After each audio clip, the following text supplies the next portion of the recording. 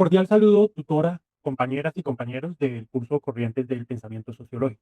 Mi nombre es Abel Guerrero, estudiante de Sociología de la Universidad Nacional Abierta y a Distancia. En esta oportunidad presento mi análisis individual centrado en los enfoques del conflicto social y su vigencia para comprender la arquitectura de nuestras sociedades contemporáneas. Quiero iniciar con una pregunta que me ha acompañado durante la lectura de los textos del curso. ¿Qué sucede cuando intentamos eliminar completamente el conflicto de una sociedad? La respuesta a esta pregunta paradójicamente es muy distinta a lo que nosotros pudiéramos pensar, porque no vendría una paz absoluta ni una completa armonía. Paradójicamente vendría lo contrario, porque vendría una violencia excesiva cuando esta tensión reprimida finalmente estalle. Para explorar esta idea, propongo la metáfora de la arquitectura pensil. En la ingeniería estructural, los puentes colgantes no se mantienen en pie por la ausencia de fuerza, sino precisamente por el equilibrio dinámico entre tensiones opuestas. Los cables que tiran en direcciones opuestas son los que permiten que la estructura sostenga su propio peso y resista las fuerzas externas. Si eliminamos estas tensiones, el puente colapsa. En sociología ocurre algo análogo. El conflicto no es el enemigo de la sociedad, sino el elemento que le da forma, dinamismo y en última instancia estabilidad. A lo largo de este análisis voy a articular críticamente tres perspectivas fundamentales. La dialéctica materialista de Carlos Marx, que nos muestra el conflicto como un motor histórico. La sociología formal de George Simmel, en la cual nos revela el conflicto como forma de socialización. Y por último, el funcionalismo crítico de Lewis Fosser, que nos enseña las funciones positivas del conflicto para la supervivencia sistémica. Mi tesis central es que estos tres autores no se contradicen, sino que nos ofrecen capas analíticas complementarias para comprender que el conflicto es inherente a lo social y el verdadero desafío sociológico y político no es su eliminación, sino su gestión democrática y transformadora. Empecemos nuestro viaje con Carlos Marx. Su aporte es clave porque nos enseña a mirar la base material, el cómo producimos y ganamos dinero, pues esta es la base en que se construye toda la sociedad. Tomando las ideas de Benjamín Tejerina, hay que entender que para Marx el conflicto no es un simple accidente, un malentendido o algo enfermo en la sociedad. Al contrario, el conflicto es el motor de la historia, es la forma en que se muestran las contradicciones profundas que existen dentro del capitalismo. Vamos a ilustrar esto con un ejemplo actual. Observemos las tensiones laborales en la economía de las plataformas digitales, lo que algunos autores llaman la uberización del trabajo. Tenemos a millones de repartidores, conductores y trabajadores de aplicaciones que formalmente son emprendedores independientes. Pero pues si vamos a la realidad, ellos están sometidos a algoritmos que controlan su trabajo, fijan sus remuneraciones y en cualquier momento los pueden desconectar sin un debido proceso. Desde una perspectiva marxista, este no es un simple cambio tecnológico, sino es la reproducción actualizada de la relación de explotación. El dueño de la plataforma se apropia del excedente generado por el trabajo de quienes realizan el servicio. Pero el conflicto emerge cuando estos trabajadores empiezan a organizarse, a reconocerse como clase y a exigir sus derechos laborales. Las huelgas de repartidores que hemos visto en diversas ciudades no son meras protestas, son el momento en que la clase en sí se convierte en clase para ti, pues están rompiendo la alienación mediante la acción colectiva. Marx nos enseña entonces que el conflicto es necesario porque sin él la opresión se volvería invisible y permanente. El conflicto es el parto mediante el cual una sociedad vieja, basada en la explotación, da a luz una sociedad nueva. Sin esta tensión radical, sin esta ruptura dialéctica, la estructura social se estancaría en una injusticia perpetua. Sin embargo, si nos quedáramos únicamente con la perspectiva marxista, tendríamos una visión incompleta del conflicto. Aquí es donde George Simmel nos ofrece una matiz fascinante, casi paradójica, el conflicto como forma de socialización. Mientras Marx ve el conflicto como una ruptura causada por la explicación, Simmel nos ofrece otra mirada, Para él, el conflicto es, ante todo, una forma de contactarnos con los demás. Es una acción recíproca. Un tipo de relación que, aunque sea tensa, nos vincula y nos une con el otro. Mientras Marx ve el conflicto como una ruptura causada por la explotación, Simmel nos ofrece otra mirada. Para él, el conflicto es, ante todo, una forma de contactarnos con los demás. Es una acción recíproca. Es un tipo de relación que, aunque sea tensa, nos une y nos vincula con los demás, como plantea Carolina Uvare en sus investigaciones sobre la confianza. Simmel sostiene algo que a primera vista parece algo contradictorio. Para entrar en conflicto con alguien, primero debo reconocerlo como un actor social válido. El conflicto presupone una relación previa, un vínculo, un mínimo de confianza en que el otro responderá a nuestra acción. Esto realmente es revolucionario, pues el conflicto no nos aísla, nos saca del aislamiento, no nos separa, sino que nos pone en la relación. Pensemos en la alternativa al conflicto, la indiferencia absoluta. Cuando dos personas o grupos se ignoran completamente, cuando no hay ni siquiera conflicto entre ellos, es porque no existe ya relación alguna. El conflicto, por el contrario, es la prueba de que existe todavía un vínculo, de que aún importa, de que pues aún uno quiere luchar para intentar transformar esta relación. Para George Simmel, el conflicto tiene un lado positivo que nos ayuda a unirnos, la cohesión grupal. Cuando un grupo se enfrenta a un otro externo, ocurre algo curioso. Los lazos se vuelven más fuertes. Ese roce ayuda a marcar límites claros y nos recuerda quiénes somos y qué nos une.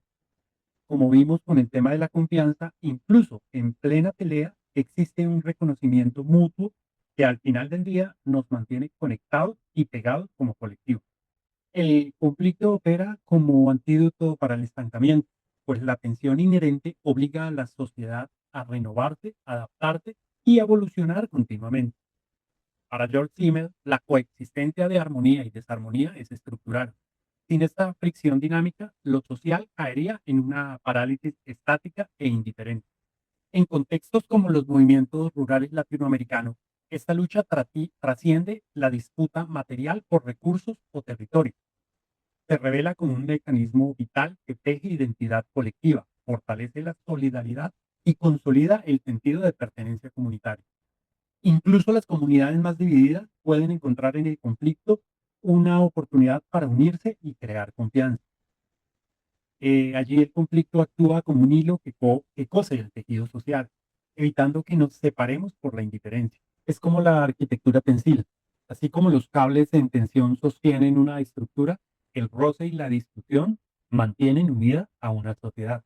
Aunque parezca que nos separa, esa fuerza es la que evita que nos callemos y nos aislemos por completo. Sin esa chispa, el grupo simplemente desaparecería. George Simmel nos enseña que el conflicto es parte de nuestra naturaleza social. Incluso si lográramos una sociedad sin clases ni explotación, la tensión seguiría ahí. Esto pasa porque vivir con otros siempre nos implica una negociación constante entre lo que nosotros queremos como individuos y lo que el grupo nos pide. Esa lucha entre la libertad y el pertenecer a algo más grande es en realidad lo que nos mantiene vivos como sociedad. Llegamos ahora a Lewis Coser, quien desde un funcionalismo crítico rescata y sistematiza las funciones positivas del conflicto para la estabilidad y supervivencia de los sistemas sociales. Retomando los aportes de Raúl Serrano, Coser nos hacen una advertencia clave para entender nuestra sociedad. El verdadero peligro no es que existan peleas o desacuerdos. El riesgo real es la rigidez de las estructuras que intentan tapar o prohibir esos conflictos. Cuando un sistema es demasiado rígido y no deja que las tensiones salgan a la luz, es cuando las cosas se vuelven peligrosas. Su tesis es que el conflicto tiene funciones positivas para la supervivencia del grupo. Coser utiliza el concepto de válvulas de seguridad, la cual son pues, mecanismos institucionales como lo son el sindicato, recursos humanos, el derecho a la protesta, los cuales nos permiten que el conflicto se manifieste de manera controlada, liberando esa tensión acumulada. La lección de Coser es clara. Un sistema saludable es aquel que es lo suficientemente flexible para permitir el conflicto. El conflicto actúa como un termómetro que avisa dónde hay fallos en la norma o en la distribución de recursos. Cuando el conflicto se expresa, obliga al sistema a renovar, a adaptar sus normas y a mantener su legitimidad. Por el contrario, un sistema rígido que reprime el conflicto, que busca el silencio a la puerta, está construyendo su propio colapso, pues la tensión no desaparece, se acumula subterráneamente y cuando este estalla, lo hace de forma violenta y destructiva. Ilustremos esto. Estemos en una universidad o en una entidad pública, en cualquier organización. Si esta institución ignora sistemáticamente las quejas de sus miembros y no hay espacio para el debate, para la distinción, lo que parece paz institucional en realidad es una tensión acumulada. Tarde o temprano, esta crisis estallará en una huelga violenta, en una crisis de legitimidad, en fuga de talento, y en el colapso de la propia organización. Por el contrario, si esa misma institución es flexible y permite que el conflicto se manifieste mediante canales institucionales, escucha las críticas, negocia los cambios, llega a negociaciones, esa misma tensión obligará a actualizarse, a fortalecerse. Y el conflicto, pues lejos de debilitarla, lo que va a hacer es fortalecer mucho más la institución. En Latinoamérica, la lección de Coser es totalmente urgente. La represión del conflicto, la criminalización de la protesta y el cierre de los diálogos han precipitado a explosiones sociales que no surgieron de la nada. Estas rupturas son el resultado de años de rigidez estructural, de cerrar sistemáticamente estas válvulas de seguridad que ya nos había hablado Coser, las cuales permiten procesar las diferencias de forma constructiva. Coser nos advierte que el silencio impuesto no es estabilidad, sino tensión acumulada. La verdadera cohesión exige instituciones abiertas al diálogo, capaces de transformar el conflicto en ajuste democrático, instituciones que deben ser mucho más flexibles.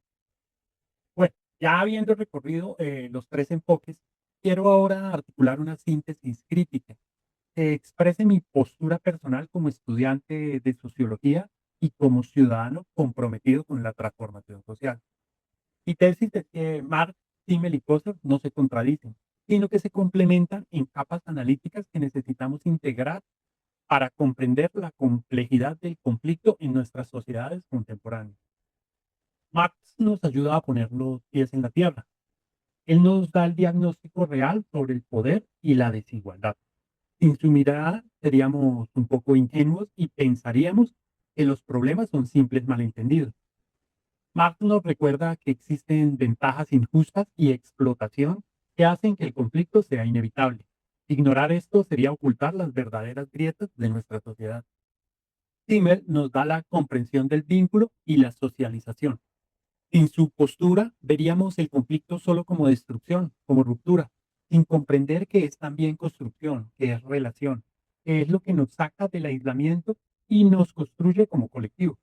Cosa nos da la técnica para la estabilidad dinámica y la gestión institucional. Sin su perspectiva podríamos caer en el romanticismo revolucionario, que ve todo conflicto como necesariamente liberador, sin comprender que el conflicto necesita canales, instituciones o mecanismos de procesamiento para que estos conflictos no lleguen a convertirse en violencia destructiva.